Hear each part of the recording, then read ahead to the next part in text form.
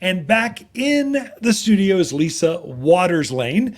We give this segment just to her to kind of inspire us, to tell us what she's seen in the gardens, out in the yard, what's going on in bloomings, fragrance, birds, just kind of what's going on in the gardens. So all about you, my dear.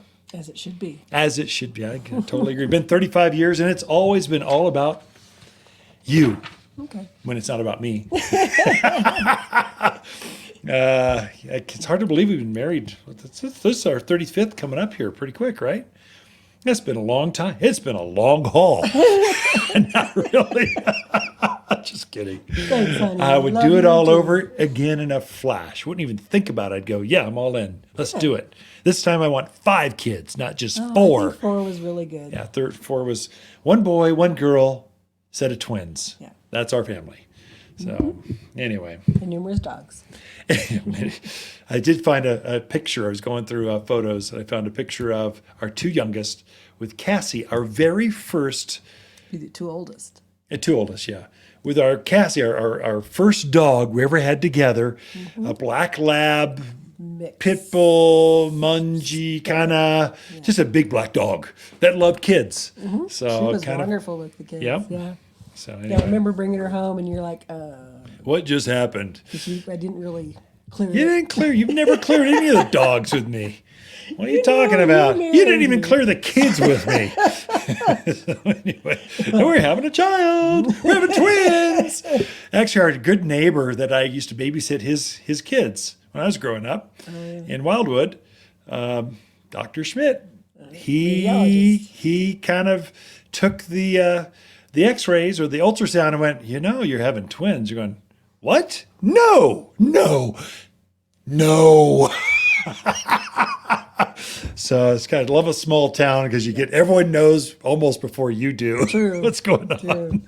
So what are we talking about garden wise? Enough about us and our dogs wonderfully exciting life. and our neighbors. So let's talk flowers instead. So a lot of perennials, most of your perennials really love it warmer. Right. So they're more the June, July, August before they really get kicking. But there are a few that do really well in the early spring. So I thought I'd bring a few of those by to show and to encourage people and to get them excited about getting out there and planting. The other great thing about these early spring flowers is they're great for the pollinators. True, yeah. Because they are starting to wake up. The bees are out. There's a few hummingbirds still floating around. I've seen a few moths and butterflies. Is that voice going to stay with you, or not? Just kind of I like is don't wavering know. on the edge, going, "It's about to close." I'll see if I can put the enhanced filter on to kind of make you sound more. She's been recovering from allergies, cold, or whatever, and you're Yeah. finally back after a week. So you I know, look but good. the voice is kind of. You don't sound as good as you look. Well, thanks. I'll show flowers There instead. we go. It's covered. So this one, first one being Candytuft. Nice sun-loving perennial. You can put it right out there in the sun. It's going to be happy. Really cool about this plant is it's actually evergreen. Yeah. So even when the blooms fade, that vibrant green, dark green color is going to have you show off your other colors that you plant later, that bloom later.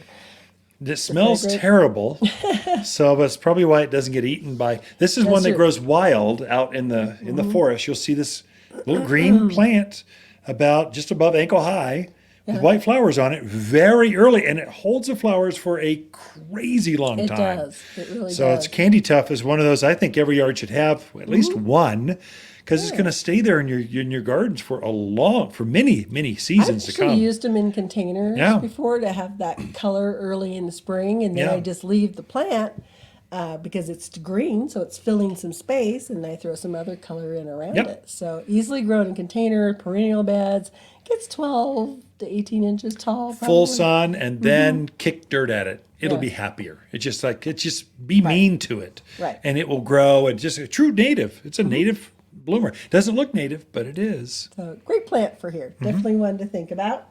The other one is Columbine, which is another native plant for up here in the mountains. So the Columbine comes in blues, it comes in yellows. This one's yellow and red. It comes in yellow and blue.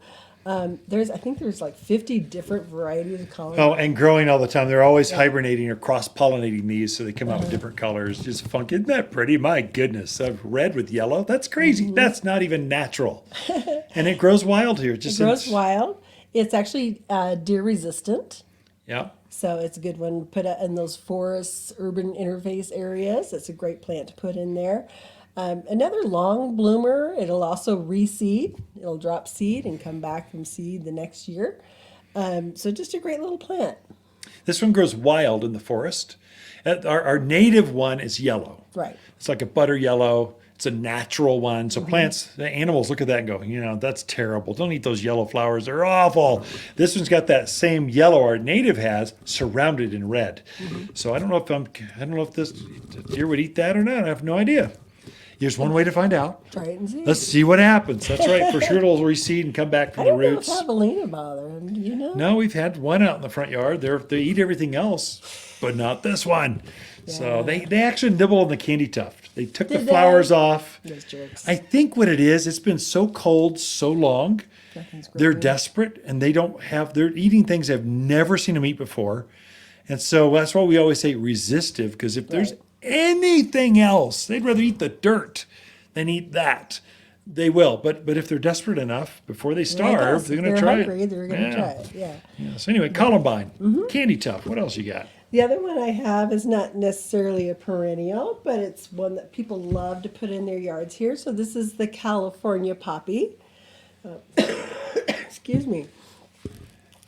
So that's the one everybody's dying to have in their yards. The wonderful thing about a California poppy is you throw it in your yard and you forget about it. Kick dirt at it. Yeah. Ignore it. Treat it like garbage, and it'll thank you for that. Almost. So the main reason people do these in is because they're trying to baby them. They're that's right. overwatering them, doing all this stuff. But they're truly just one of those really rugged flowers. Going to come back by reseeding. So if you have them in your yard, they're going to bloom longer if you deadhead. But if you deadhead, you're going to lose your seed for the following year. So it's kind of a trade-off. Eventually, I found these reseeds so crazy. You can't deadhead them enough to keep them from reseeding. Eventually, you're gonna blink and let it go for a couple of days, and it reseeds just like that. So, but it will bloom a crazy long time. It is a perennial that you think it's a perennial, but a definition of a perennial, it comes back from the same root it hibernated from last year. This won't come back from this root. It reseeds, so you have, instead of one plant, you've got 8 now, because they're reseeding. They kind of spill across the yard. So you'll see entire mountains filled with this California poppy throughout this spring. It'll be here. It'll be a riotous. Yeah, I think it's gonna be a good wildflower year, definitely. We have some at the garden center, kind of over by your office in the bed in front. And my goodness, last year I think they took over everything else. Yeah, they were too obnoxious. They were getting obnoxious. I had to weed some out and go, okay, that's enough, guys. You stay here, or gals. You stay here. You don't spill outside that border. Yeah, some people get a little frustrated trying to get them going, but once they go, they go. So this one I brought in just the flower. It's actually not a flower. It's a bract. Really? Of it. So this is a gopher plant, euphorbia.